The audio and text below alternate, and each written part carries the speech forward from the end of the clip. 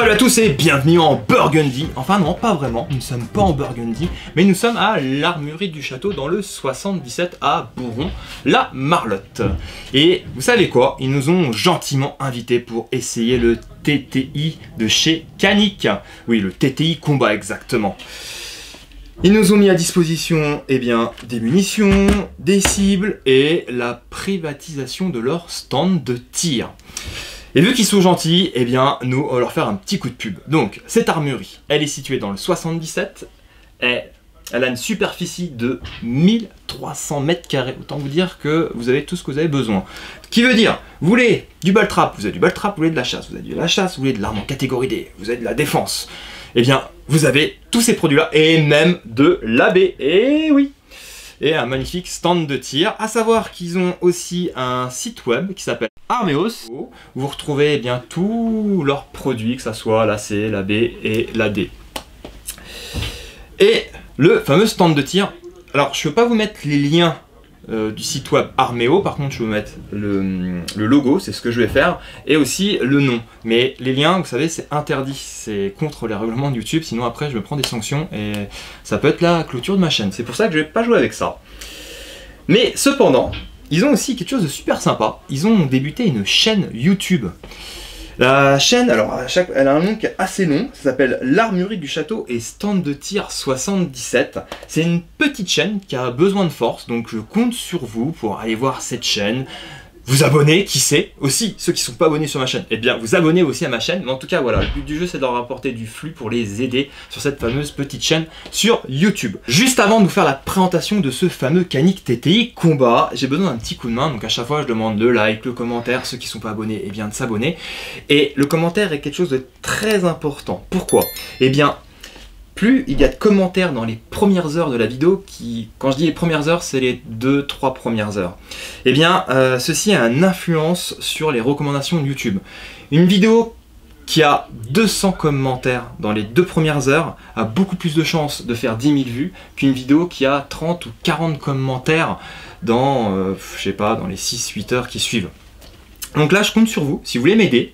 Moi, je demande pas de dons, ni rien. Mais si vous pouvez me mettre, parce que je le vois, hein, vous êtes 800 ou 900 dans les 2, voire des fois 1000 dans les 2 premières heures. Si vous pouvez mettre un petit commentaire, et si vous n'avez pas d'idée, vous écrivez vive Baptiste, vive les armureries. Voilà, et c'est parti. Et grâce à ça, la vidéo va faire 10 000 vues. C'est vraiment le test. Là, je compte sur vous. Voici une nouvelle catégorie, le HS2M pour l'abréviation de Histoire de la société en 2 minutes. Là vous dites Baptiste, il a fait sa grosse voix, il est un peu plus dynamique, il va essayer de nous fourguer un truc du genre cette société, elle a été fondée par Bidule à telle date. C'est un peu ça, sauf que ça dure 2 minutes et je vous intègre de l'humour. Allez, on est parti. Alors là, c'est le premier HS2M, donc c'est assez compliqué en plus parce que c'est une collaboration avec d'un côté Canik et de l'autre côté Taran Tactical. Vous savez pas qui c'est Canik? Les gars, il y a que 2 minutes dans la HS2M. Alors Canik, c'est simple, je vais vous faire ça court.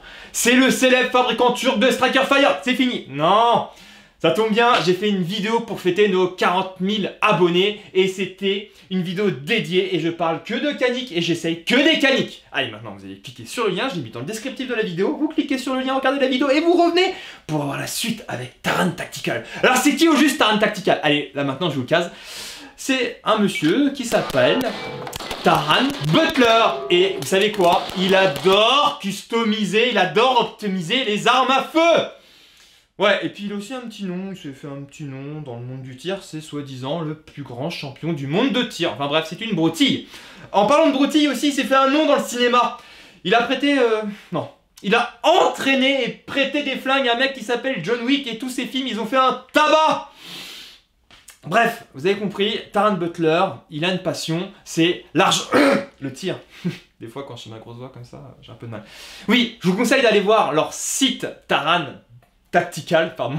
Et vous allez voir les tarifs, les magnifiques armes qui sont des années d'essai pour obtenir ce résultat. Bon bref, tout ça, on s'en fout. Moi, quand j'entends Taran Tactical Innovation, je pense à la chaîne YouTube avec Tatiana Guedar. Wow, elle, c'est la déesse du tir. Vous connaissez pas qui c'est cette femme? Mais c'est la déesse du tir. Elle est aussi belle, qu'elle tire bien. Elle fait des super démonstrations sur cette chaîne YouTube. Ouf, je vais me calmer, je vais avoir des soucis avec Sabrina. Ah, ça tombe bien, aujourd'hui c'est pas Sabrina, c'est Scott. Merci pour ton aide, Scott. Bref, c'est la fin du HS2M. Alors, comment est arrivé le HS2M? Eh bien, c'est très simple. On n'avait pas assez de temps pour faire les vidéos. Et Scott, il a une brillante idée. Il a fait des gros plans, des magnifiques prises de vue et tout ça. Et moi, je me suis dit, tiens, comment je vais gâcher tout ça? Eh bien, je vais mettre ma tête pour gâcher tout ça. Allez, c'est la fin du HS2M. C'est le grand moment. C'est la présentation de ce fameux Taran Tactical Innovation de chez Canik. Comme vous le savez, eh bien, je déteste les Striker Fired, donc ça va être compliqué. Mais bon, il a déjà un atout. Il y a ce fameux logo avec les 2 T. Et oui, c'est extrêmement rare en France de voir du Taran Tactical chez nous. Par exemple, si vous avez envie d'un Glock 17 génération 3 et vous allez comme ça sur le site de chez Taran Tactical, bah ça démarre à 4000 balles. Enfin, non, même pas. 4000 $. Vous voulez un petit 2011? 8000 $. Bon, et vous voulez qu'il arrive en France? Et bien là, ça fait KF2, ça double. Donc c'est extrêmement rare de voir ça sur le marché français. Et déjà, ça, c'est un atout. C'est super sympa, c'est même très bien qu'ils ont voulu faire un partenariat avec Canik. Je pense, parce que vous pouvez le trouver aussi sur le site de chez Taran Tactical. Et je pense que c'est le pistolet le moins cher sur leur catalogue. Et nous, vu que c'est un marché turc, eh bien, on n'a pas besoin de le passer, donc de l'importer des USA et de le faire revenir en France. Voilà. Donc ça, c'est un bon point déjà. Après, chez Canik, ils aiment bien usiner et ça se voit. Il y a le souci du détail sur celui-ci. On peut ne pas aimer les Striker Fired, comme la personne qui est devant vous là, mais aimer le travail d'usinage de celui-ci. C'est vrai, il est vraiment mignon. Déjà, il a un côté biton qui est super sympa. Alors, il y en a qui disent que c'est FDE, il y en a qui disent que c'est bronze. Bah, vous savez quoi? Moi, je vais vous dire, c'est un mix entre le FDE et le bronze. Il y a le frein de bouche, qui est super sympa, le PowerPort, là. Alors, certains disent qu'il est trop court, que ci, que ça, mais il est quand même joli, hein. Après, les évents, eh bien, alors, l'arme, elle est vide, hein, on est d'accord? Hop. Tac. Le chargeur, on n'a pas. Alors, les évents, eh bien, on en retrouve sur les 2 côtés et aussi sur le haut de la glissière. Et ils mettent en valeur le fameux canon qui est cannelé et hélicoïdal. Ça, c'est... Moi, alors, on retrouve ça sur du Shadow System, par exemple, on prend avec aussi le PowerPort, donc le compensateur, eh bien, on prend un DR920P. C'est pas le même prix. C'est pas le même prix. C'est vrai que ça, c'est vraiment sympa chez Canik. Eh bien, on a un prix qui est beaucoup plus attractif. Certains disent au niveau du look qu'il est agressif. Moi, je dirais plutôt qu'il est sexy et agressif pour le porte-monnaie parce que son look, il donne envie de l'acheter. Et oui, on est d'accord. Même si on les aime pas, on fait waouh, il est trop beau. C'est vrai que là-dessus, je peux pas vous dire le contraire. J'aime beaucoup l'esthétique. Après, eh bien, on a les zones de préhension sur la glissière, donc zone de préhension à l'avant et à l'arrière de la glissière. On retrouve du stippling un peu partout. C'est vrai qu'il est super sympa, il grippe super bien. Franchement, on a l'impression, quand on l'a en main, d'avoir un Shadow System. Ça grippe super bien. Là, il y a un bon travail. On retrouve un peu de stippling ici pour la main qui ne tire pas. Vous voyez, tac. Ça, c'est super bien quand on va faire du gong et améliorer son temps. Enfin, il faut être bon aussi. Ça, c'est notre histoire. On a un undercut qui est là. Ça, c'est super bien pour l'index de la main qui ne tire pas aussi.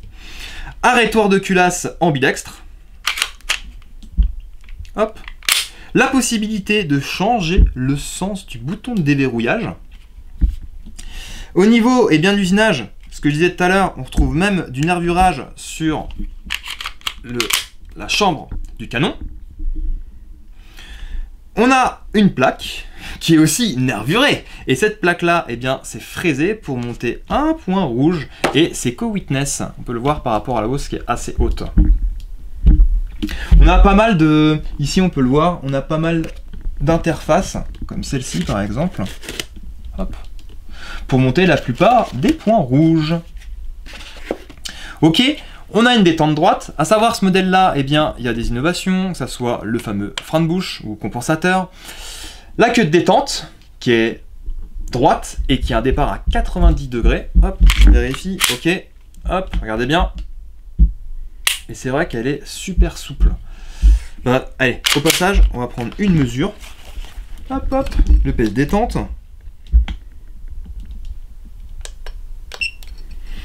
Alors à peu près, j'ai regardé la vidéo d'un pote là, Faubourg Tactical, et il a 1,2 kg. Alors moi, j'ai 1,6 kg, mais j'y suis allé comme un bourrin. Après lui, il l'a mis dans l'étau, donc ça fait un peu plus pro, quoi.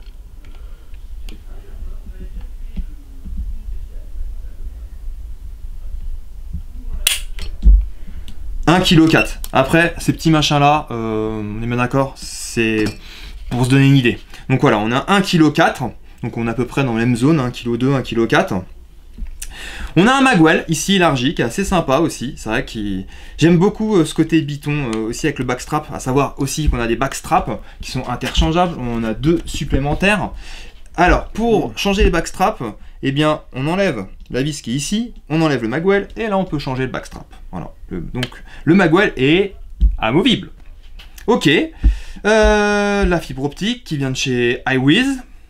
Super sympa, c'est un spécialiste en fibre optique un peu comme LPA. C'est pas mal du tout. Le démontage, eh bien, c'est super simple. On appuie ici, hop, on fait basculer la glissière, et voilà. Et tout à l'heure, je vous le disais, donc là, le bouton de déverrouillage de chargeur, eh bien, on peut le changer de sens. Il suffit de retirer le ressort qui est ici. Bon là, je suis un peu coincé par le temps, donc je vais pas le faire. Mais en tout cas, on retire ça. Après, on change le sens et tac. On a le canon.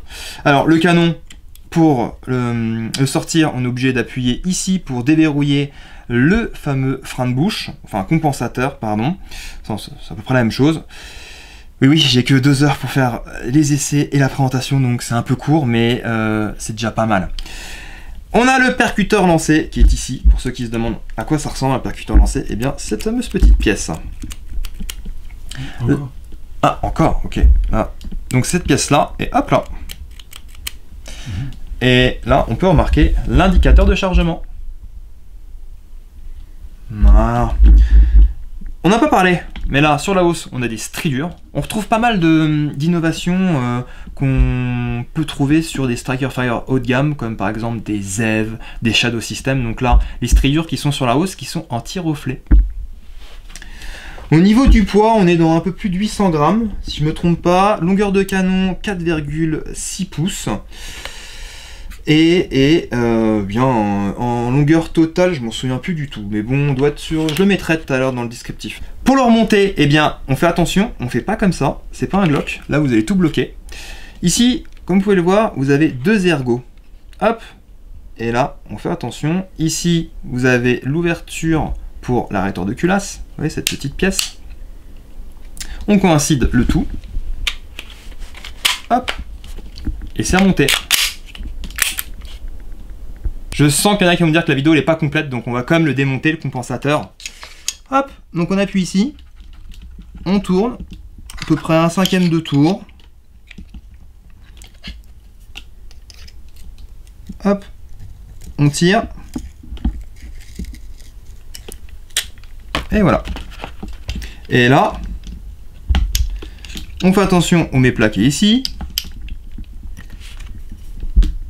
On appuie. Hop, et là, on tourne. C'est easy peasy. Quand on parle de canique, on parle de mallette et de packaging. Et alors, on va pas faire l'impasse là-dessus. C'est parti. Tatin. Donc on a de la mousse. Bon, on est d'accord. On a ici les notices, le certificat du banc d'épreuve et surtout le canique TTI combat. Oui, quand même. Alors, hop. On va le sortir de la manette. On retrouve un petit témoin, témoin de chambre vide. Les 2 backstraps. Des interfaces. On a 1, 2 et 3 interfaces. Donc pour monter les fameux points rouges, à peu près la plupart des marques connues. Un chargeur supplémentaire de 18 coups. Et oui, messieurs. La petite miniature. Alors ça c'est mignon. Dedans, qu'est-ce que vous retrouvez? Eh bien, tous les petits outils. Et ça, franchement, non, je vais pas vous les sortir. C'est la galère à sortir ça. Donc voilà, il y a tous les outils là-dedans. À savoir que ici, ça fait aussi porte-outils. Voilà, ça, vous faites chez vous. Là, j'ai pas le temps. Hop. Ici, les couvillons. La tige. Avec les patchs. Pour mettre des patchs. Faut savoir qu'on n'a pas de patch. Hein. Hop. La chargette pour grailler le chargeur. Le petit outil, eh bien, pour démonter le compensateur. là, on a droit au holster. Ça, c'est un... Souvent, on retrouve souvent les holsters chez Canik. Et là, celui-là, il est collector. Il y a l'insigne Taran Tactical. Et oui. Et là, on peut régler la pression. Sympa, ça, hein. Et pour finir, comme dans John Wick, eh bien, on a droit à la petite... Bon, là, c'est pas de l'or, mais dans John Wick, c'est la pièce d'or, le coin. Avec le logo Taran Tactical. Hé hé. Ouais, sympa. C'est vrai que là-dessus, le packaging Canik, ça gère. Franchement. Bon, on va jouer là. Il est temps d'aller au stand de tir. We are going to shoot. Eh bien, ça y est, on est parti. On est dans le stand de tir de l'armurerie du château dans le 77. C'est une très belle infrastructure avec 10 pas de tir jusqu'à une distance de 25 mètres. Et après, on ira faire un petit tour après là-bas. Il y a des gongs en métal, si vous voyez ce que je veux dire. Et nous, on va attaquer déjà le tir de précision. Alors, il y a des trucs qui sont super sympas parce qu'il est ultra moderne ce stand de tir. Regardez bien, ici, on a un sélecteur, on peut mettre 10, 15, 20, 25 mètres, c'est pas beau. Et si on regarde un peu plus haut, on a une caméra pour voir les tirs uniquement à 25 mètres. Donc, eh bien, on n'a pas utilisé la long shot, on est d'accord? Et ça y est, c'est le grand moment, on va tirer à 15 mètres. Oui, c'est bien réglé à 15 mètres. Et c'est parti. Le casque.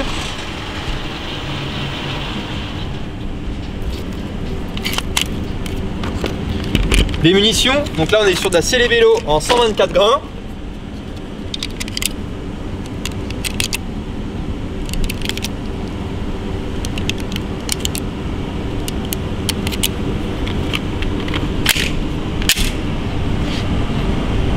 Voilà, c'est le premier essai, hein.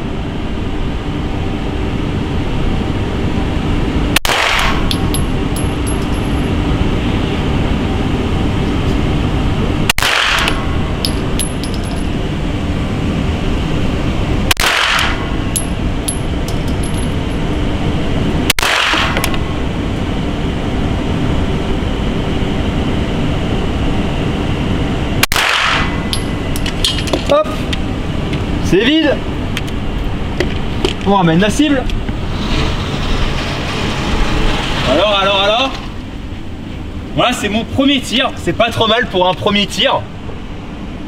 Vous savez ce qu'on va faire? Je vais mettre la cible à 10 mètres et on va mettre la caméra et c'est vous qui allez prendre la prise de visée. Allez, on est parti. Allez, c'est votre tour.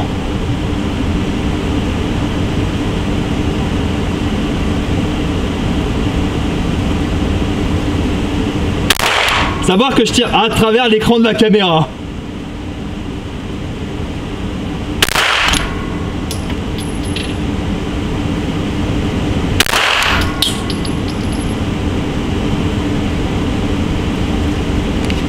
Attendez, là j'ai un petit souci avec le zoom.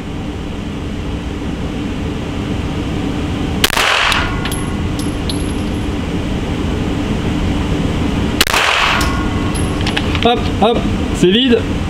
Hop.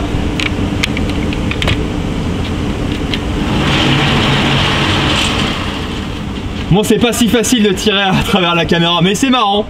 Au moins, vous avez pu analyser la prise de lecture. Et c'est vrai que c'est pas mal, hein, la fibre optique là de chez Iwiz et la belle petite hausse combat. C'est pas mal du tout. Allez, on est parti pour le test de précision à 25 mètres.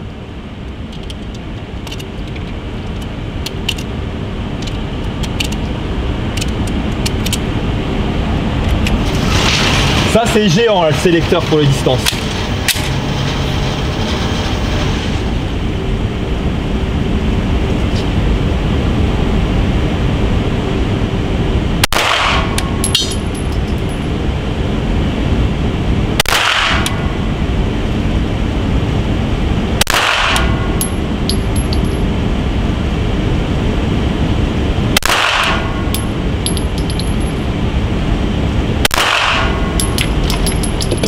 Hop, c'est vide.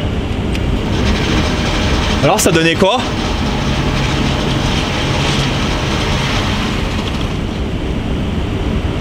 Bon, un petit coup de doigt, ça tire un peu bas mais les groupements sont pas mauvais.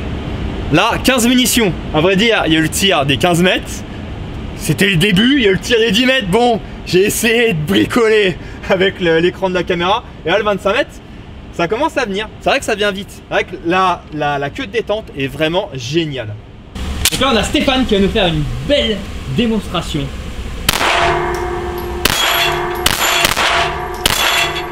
Ah ouais, ça.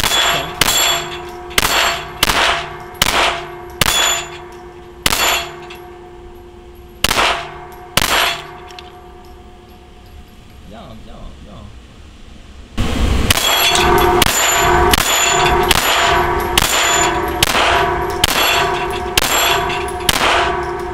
C'est le clap de fin et la conclusion sur ce fameux pistolet de chez Canik. Alors, premier avantage, c'est la possibilité d'acquérir une collaboration qui est assez rare avec Taran Tactical Innovation. Deuxième avantage, eh bien le prix Canik. Et oui, Canik, c'est une marque qui se veut abordable sur le Striker Fired. C'est vrai que c'est intéressant, un Canik, eh bien on a un super pactage. Quand on achète un Canik, on a une boîte qui est complètement remplie. On a les backstraps, les interfaces, le chargeur supplémentaire, les écouvillons. Ça c'est sympa. Ça, on peut pas dire le contraire. Et sans pour autant avoir un travail négligé. Et oui, le son du détail est là. On retrouve un compensateur, on retrouve des évents sur la culasse, des zones de préhension à l'avant, à l'arrière. Les évents mettent en valeur le canon avec cannelure et l'hélicoïdal. Ça, c'est super sympa. On a du stippling, on a tout ce qu'il faut pour un striker moderne. C'est vrai que le stippling pour la main qui ne tire pas, ça c'est super sympa. Sans oublier la fameuse queue de détente, donc bloc détente préparé, ça c'est vraiment sympa. On a une queue de détente droite, un départ à 90 degrés. Le co-witness, c'est top, il a tout ce qu'il faut pour plaire. Après, effectivement, et oui, il a eu des défauts de jeunesse, mais là c'est en train d'être gommé. Les fameux ressorts de rappel arrivent sur le marché, donc eh bien maintenant il n'aura plus de défauts ce fameux Canik. Voilà pour le Canik. Je remercie l'armurerie du château dans le 77 de nous avoir invités pour essayer ce fameux Canik. Ils ont une super infrastructure, que ce soit pour leur magasin, que ce soit pour la chasse, les ball-traps, le tir, leur stand de tir qui est génial. Je sais pas si vous avez remarqué, mais il y a un sélecteur, moi je ne l'avais pas à mon époque, un sélecteur pour choisir la distance au niveau de la cible. Ils ont tout ce qu'il faut pour bien travailler. En tout cas, voilà, n'hésitez pas à aller sur leur chaîne, n'hésitez pas à aller sur leur site, Armeo, et leur faire un big up sur leur chaîne, ça pourrait être très content, voire ça serait sympa. Et là, ils ont 1000 abonnés, s'ils arriveraient à 2000 abonnés, ils seraient super contents, qui sait. Sur ce, je vous dis à bientôt et Burgundy Power.